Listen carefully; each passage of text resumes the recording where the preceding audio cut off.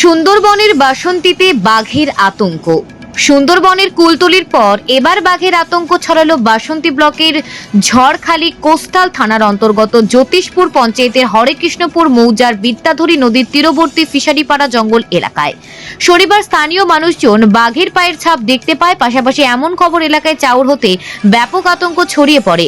স্থানীয় ভাষাপাড়া বাসিন্দারা অভিযোগ, গত প্রায় 3 দিন ধরে বাঘের আওয়াজে শোনা যাচ্ছে, তবে বাঘ দেখা না পেলেও বাঘের পায়ের ছাপ দেখা গেছে, আর সেই কারণে আতঙ্ক ছড়িয়েছে এলাকায়।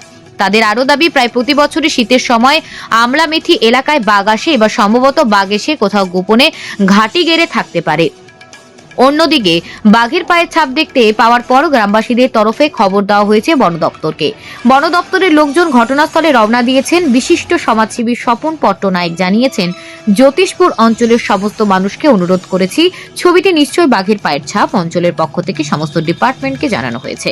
গ্রামবাসীদের সতর্কতা অবলম্বন করে সাবধানে থাকতে বলা হয়েছে।